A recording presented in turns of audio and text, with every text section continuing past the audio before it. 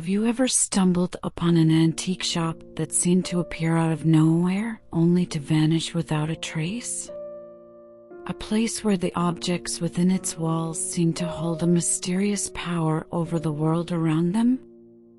This is the story of one such shop, and the strange journey it takes those who dare to enter. Join us for a mysterious journey through time and space, as we delve into the secrets of the Vanishing Antique Shop. In this video, we will explore the strange and unusual items found within this enigmatic shop, and the effect they have on those who possess them. We will take a closer look at the shop's history and the myths and legends that surround it, all while taking a journey through time and space. So, come with us on this mysterious journey as we uncover the secrets of the Vanishing Antique Shop. Welcome to Midnight Murmurs, where we tell soothing stories for restful nights. Chapter 1: The Mysterious Shop. Samantha had always been fascinated by the quaint antique shops that dotted the streets of her hometown. She loved the musty smell of old books, the soft glow of antique lamps, and the creaky wooden floors that added character to each shop. So, when she heard about a new antique shop that had just opened up, she was eager to check it out. However, this was no ordinary antique shop. The shop appeared and disappeared without warning, and none of the other locals seemed to have ever seen it before. But Samantha was determined to find it. One day, while on a walk through town, she noticed an old brick building she had never seen before. As she got closer, she realized it was the antique shop. The windows were dark, and the sign above the door simply read "Antiques." Samantha felt a chill run down her spine as she pushed open the door. Inside, the shop was dimly lit, with a musty smell that reminded her of her grandparents' basement. There were shelves upon shelves of strange and unusual items, from old dusty books to intricately carved wooden masks. Samantha walked around, admiring the oddities, when she noticed a small glass box sitting on a shelf. In the box was a shiny gold pocket watch. It was ornately decorated with intricate engravings and had a small dial on the face.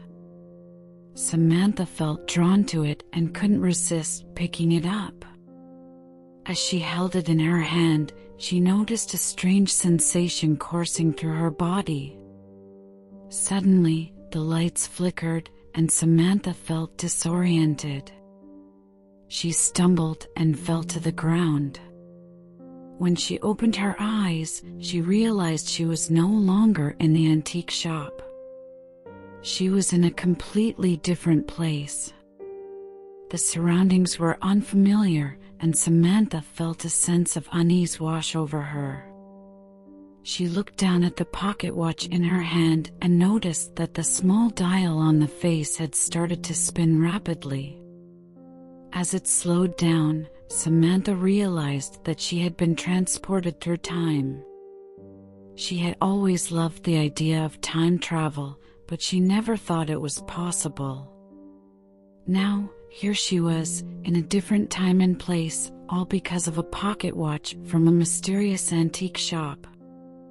Samantha was excited to explore her new surroundings, but she couldn't shake the feeling that something was not quite right.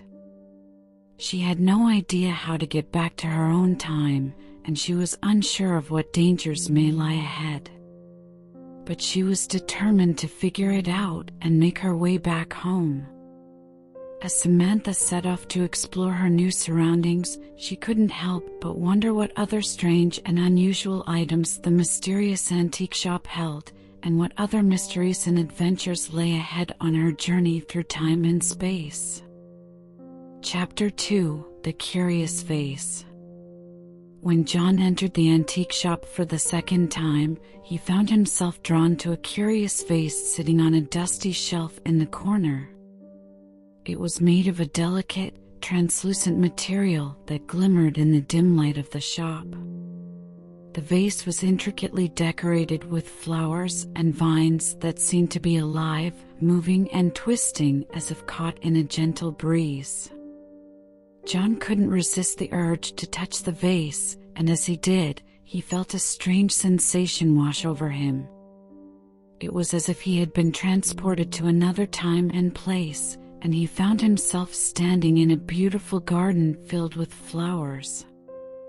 As he looked around, John realized that the garden was the same one depicted on the vase.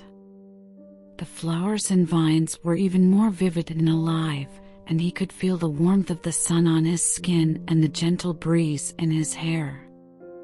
But the serenity of the moment was shattered when a group of men appeared, shouting and waving swords.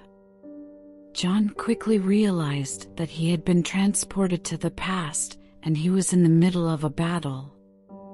He tried to move, but his body was frozen, as if he were a mere spectator in this violent scene.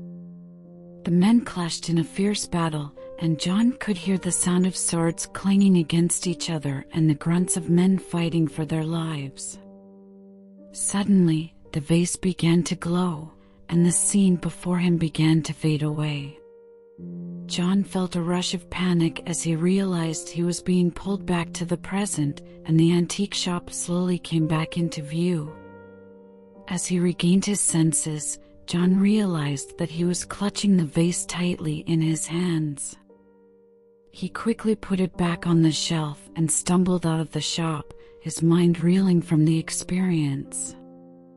He couldn't shake the feeling that the vase held a power beyond his understanding, and he knew he had to find out more about it. Chapter 3: The Mysterious Prophecy. As the group of friends gathered around the antique shop, they couldn't help but feel a sense of unease. The strange feeling of being watched had not left them, and they wondered what kind of secrets the shop held. As they entered the shop, they were greeted by the same musty scent and dim lighting as before. But this time, they noticed something different. A piece of parchment was placed on the counter, with an old-fashioned quill and ink bottle next to it. One of the friends, a girl named Lily, picked up the quill and examined the parchment. To her surprise, she saw that it was a prophecy written in elegant calligraphy. The words read, "When the clock strikes midnight on the eve of the full moon, the antique shop will vanish and reappear soon. A journey through time and space awaits, but danger and darkness will be the fates." The friends exchanged glances, unsure of what to make of the prophecy. Was it a warning or a challenge? They knew one thing for sure: they had to be prepared for whatever lay ahead. As they continued to explore the shop, they came across more unusual items. A dusty old book with an ominous title, a necklace that seemed to pulse with a strange energy, and a rusty old key that looked like it belonged to a long-forgotten door. The group of friends couldn't resist the temptation to investigate these strange objects. They each took a turn examining the items, trying to unlock their secrets. But as they delved deeper into the mysteries of the antique shop, they couldn't shake the feeling that they were being watched. Shadows seemed to move on their own, and whispers echoed through the dusty aisles. Suddenly, the clock struck midnight, and the friends felt a jolt as the shop began to shake. They clung to each other, unsure of what was happening. And then, just as quickly as it had begun, the shaking stopped. The friends looked around, and to their shock, the antique shop was gone. They found themselves standing in the middle of an empty field, surrounded by darkness. The prophecy had come true. They were on a journey through time and space, but they had no idea where they were or what lay ahead. They knew only one thing: they had to stick together and be ready for anything. Chapter 4: The Clock That Counts Backwards. As the group approached the antique shop, they noticed that the sign was no longer hanging above the door. In fact, there was no sign of the shop at all. They exchanged puzzled glances, wondering if they had somehow gotten the wrong location. But just as they turned to leave, the door to the shop creaked open on its own, and a beckoning glow emanated from inside. They hesitated for a moment before curiosity got the better of them, and they stepped inside. The interior of the shop was dimly lit, with various objects and curiosities displayed on shelves and in glass cases. But one item caught their attention immediately: a large clock that appeared to be ticking backwards. The group approached the clock, mesmerized by its unusual movement. As they studied it, they noticed that the hands were moving counterclockwise, and the numbers on the face of the clock were in reverse order. Suddenly, the clock chimed, and the group jumped in surprise. They looked at each other, unsure of what to make of this strange artifact. Just then, a voice boomed from behind them. "Ah, I see you found my favorite clock. It's a rare find, you know. I've never come across another one like it." They turned to see a tall, thin man with piercing blue eyes and a mischievous grin. He introduced himself as the owner of the shop and invited them to look around at the other items on display. As they perused the shop, the group couldn't help but feel a sense of unease. They couldn't quite put their finger on it, but something about the shop and its owner seemed off. Eventually, they came to a display case containing a silver necklace with a strange symbol etched onto the pendant. As they looked closer, they realized that the symbol matched the one on the invitation that had led them to the shop. The group exchanged a knowing glance. They had been brought to this shop for a reason, and they were determined to uncover the truth behind its mysteries. But little did they know, the clock was ticking, and time was running out. Chapter 5: The Time Traveler's Dilemma. As they left the antique shop, the group was in a state of shock. They had just witnessed a mysterious time portal that had taken them to a different era. After a few moments of silence, they started to discuss what had just happened. "I can't believe it," said Julia. "We traveled through time." "I know, it's insane," replied Michael. "But we have to figure out how to get back to our own time." As they walked through the unfamiliar streets, they noticed how different everything looked. The buildings were older, the people dressed differently, and there were no cars in sight. It was like they had been transported to a different world. They walked for what felt like hours, trying to find any clue that would lead them back to the antique shop. But no matter where they turned, they couldn't find it. Frustrated and tired, they decided to take a break in a nearby park. As they sat on a bench, they noticed an old man sitting on the other side of the park, staring intently at them. "Do you think he knows something?" whispered Alex. "I don't know, but let's go ask him," replied Michael. As they approached the old man, he looked up at them and smiled. "Hello there, young travelers. What brings you to this time?" "We're trying to find our way back to our own time," said Julia. "Do you know anything about the antique shop that brought us here?" The old man chuckled. "Ah, the antique shop. It has a mind of its own, you know. It only appears when it wants to, and it only takes you where it wants to. "So how do we find it?" asked Alex. "Well, that's the dilemma, isn't it? You see, the antique shop is not bound by time or space. It can appear anywhere, at any time. The only way to find it is to wait for it to come to you." The group looked at each other, unsure of what to do next. They had no idea when or where the antique shop would appear next, or how they could get back to their own time. The old man stood up and walked towards them. "But don't worry, my dear travelers. Everything happens for a reason. Perhaps this journey through time was meant to teach you something. Perhaps it was meant to help you find what you've been looking for." With those words, the old man turned and walked away, leaving the group to ponder his words. As they sat in the park, watching the world go by, they realized that they had been given a unique opportunity. They had been given the chance to explore a different time, to learn about the past, and to discover things about themselves they never knew before.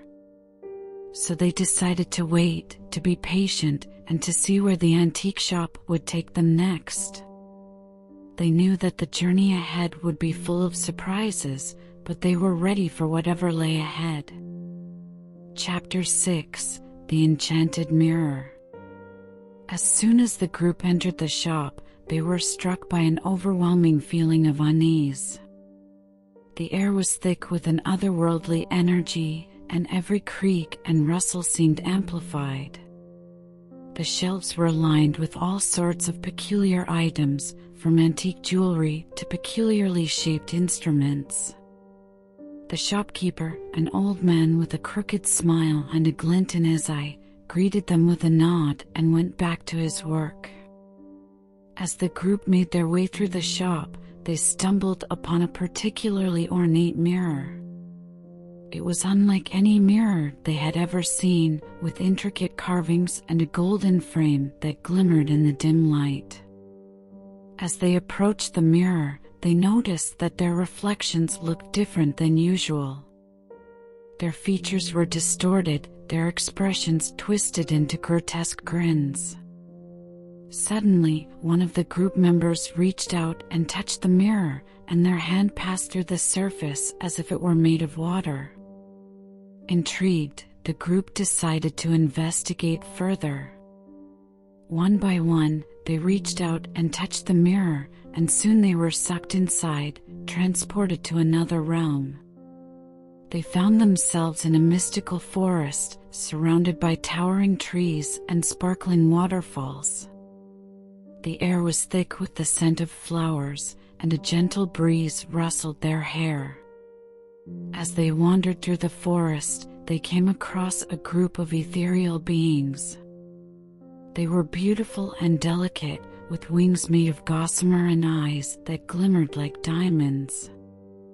The beings welcomed the group and offered to show them around their world. They took them to a crystal palace, where the walls were made of gleaming gemstones and the floor was made of polished marble.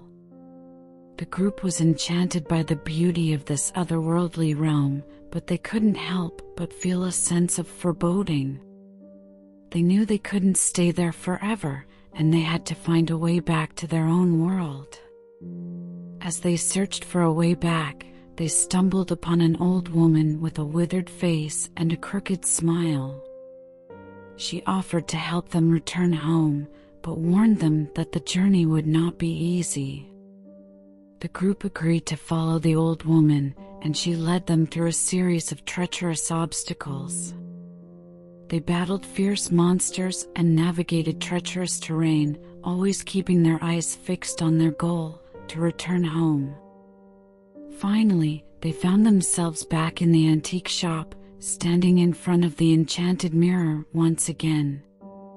They breathed a sigh of relief, grateful to be back in their own world. As they looked around the shop, they noticed that some of the other objects seemed different.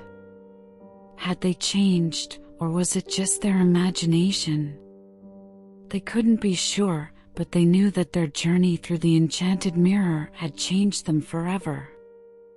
Chapter 7: The Secret Room. As the sun began to set, the group huddled around the antique shop's fireplace, trying to warm themselves up. The day had been long and tiring, and they were all eager for a good night's sleep. But as they settled in for the night, they couldn't shake the feeling that something was off. Suddenly, a loud noise echoed through the shop, startling everyone.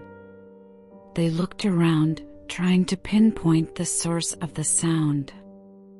After a moment of silence, another noise followed, this time coming from the wall behind them. Curiosity getting the better of them, the group began to investigate.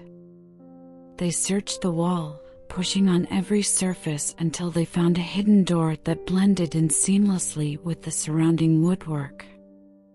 Excitement building, they opened the door to reveal a secret room filled with antique treasures. The group gasped in amazement as they took in the sight of rare artifacts and priceless objects hidden away from the public eye. But as they began to explore the room, they realized that something was amiss. There was an eerie presence that seemed to linger in the air, a feeling of being watched. The group tried to brush it off, but the feeling only grew stronger. As they dug deeper into the room, they found a strange diary hidden away in a dusty old trunk. The diary belonged to the original owner of the antique shop, and it detailed a dark and mysterious past. It told of a curse that had been placed upon the shop, and how every owner had suffered misfortune and tragedy. The curse had been brought on by a rare and powerful object, hidden away somewhere in the shop, waiting for someone to find it and set the curse in motion once again. The group was horrified by what they read and knew that they had to act quickly. They searched the room thoroughly, looking for any sign of the cursed object, but to no avail. As they prepared to leave the secret room, a loud banging noise sounded from the shop's entrance. They rushed to investigate, but found the doors jammed shut. Panic set in as they realized that they were trapped in the shop with whatever cursed object was hidden within. To be continued. Chapter 8: The Hidden Room. After their unsettling experience with the cursed mirror, the group of friends decided to stick together as they continued exploring the antique shop. They had a feeling that there were more secrets to uncover, and they were determined to find them. As they wandered through the aisles, they noticed that some of the objects seemed to be moving on their own. They heard faint whispers and laughter, but couldn't pinpoint where they were coming from. It was as if the shop was alive and playing tricks on them. Suddenly, one of the bookcases shifted, revealing a small door. The group exchanged curious glances and cautiously made their way towards it. The door was locked, but they managed to find the key hidden behind a vase on a nearby shelf. As they opened the door, they were hit with a musty smell and saw a long hallway leading to a hidden room. The room was small and dimly lit, with ancient artifacts scattered around. In the center of the room, there was a strange pedestal with a glass case on top. Inside the glass case was a beautiful, glowing gemstone. It was unlike anything they had ever seen before, with vibrant colors and a pulsing energy. They were all mesmerized by it, unable to look away. Suddenly, they heard a faint voice coming from the gemstone. It spoke in a language they couldn't understand, but they could feel its power and urgency. They knew they had to take the gemstone and leave the antique shop as soon as possible. As they were about to make their escape, they heard footsteps approaching. They quickly hid behind the bookcase and watched as the shop owner walked into the hidden room. He made his way towards the pedestal and looked at the gemstone with a sinister smile on his face. The group realized that the shop owner had been the one behind all the strange occurrences in the shop, and he was after the gemstone. They waited until he left the room before making their escape with the gemstone. As they exited the shop, they noticed that it was disappearing before their eyes, leaving no trace of its existence behind.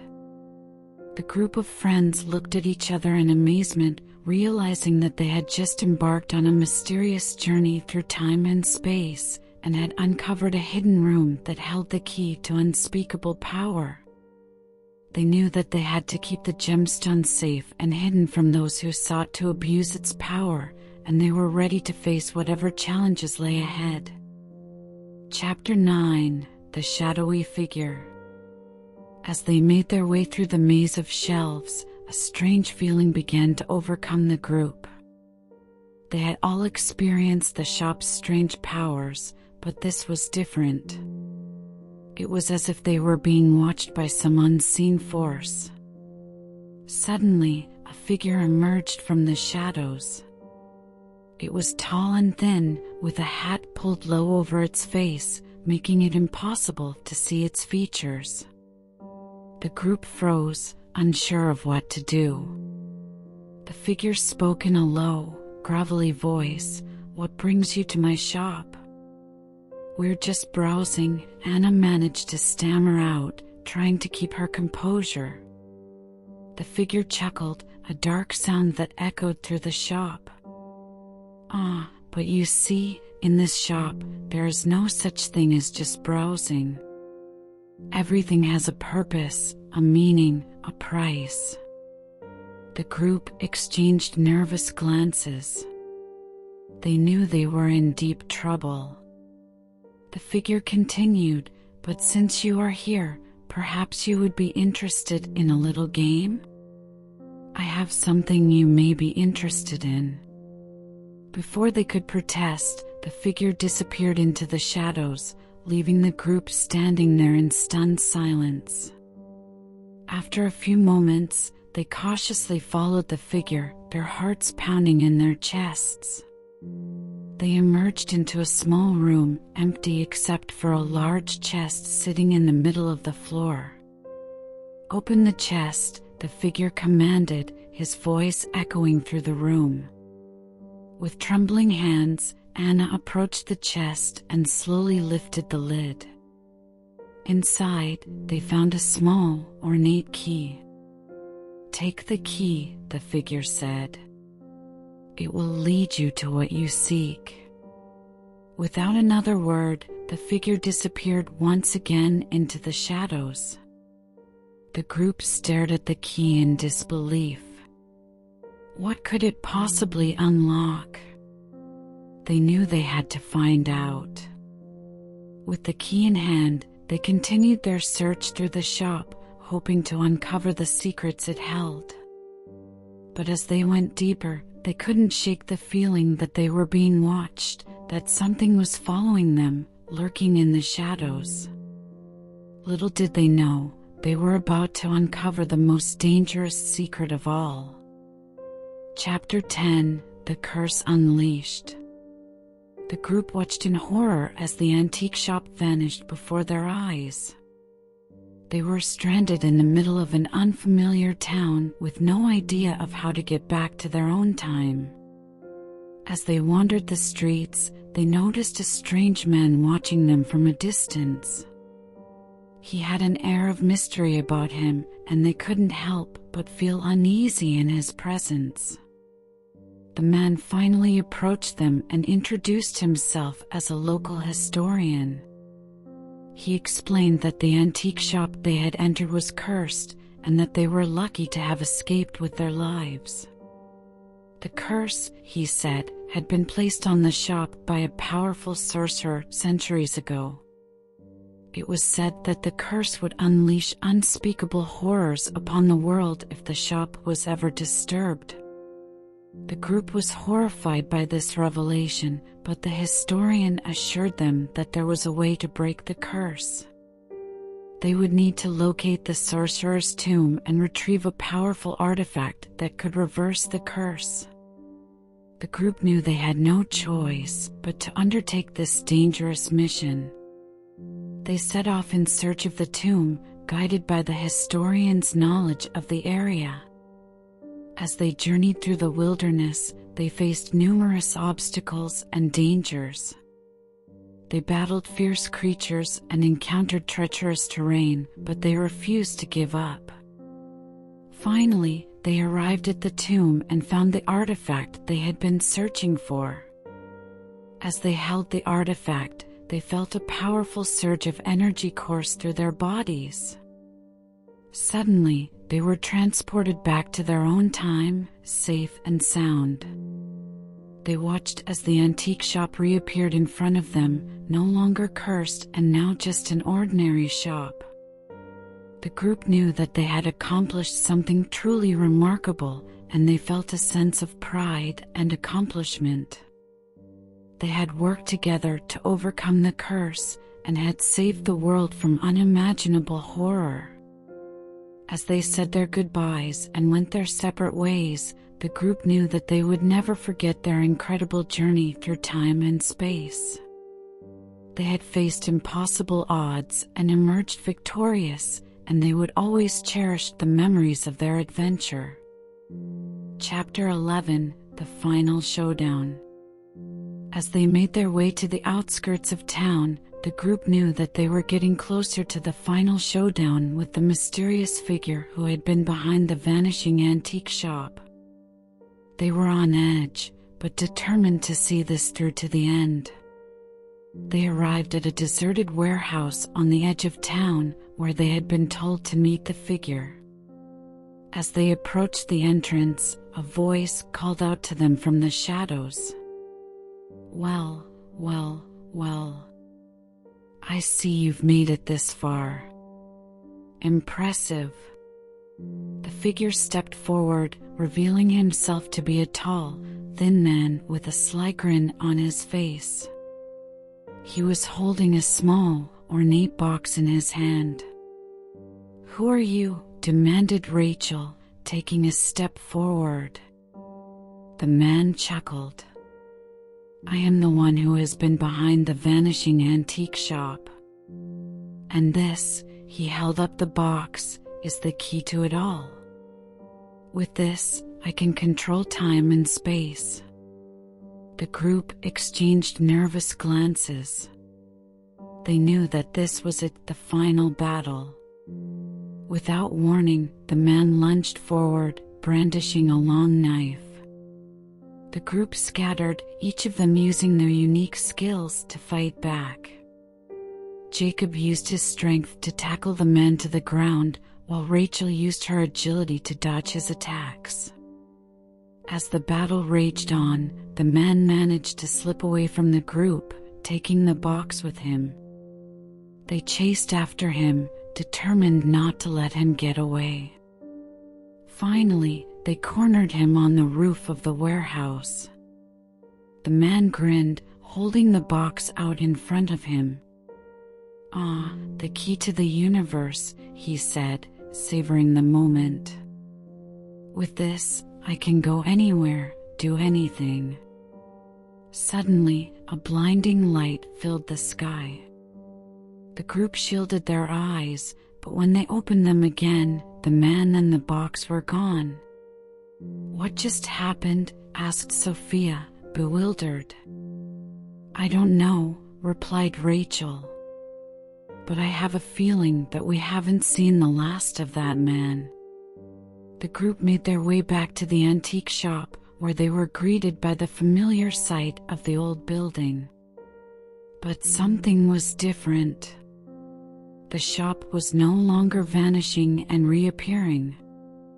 "We did it," said Jacob, beaming with pride. The group smiled, relieved to have put an end to the mystery of the Vanishing Antique Shop.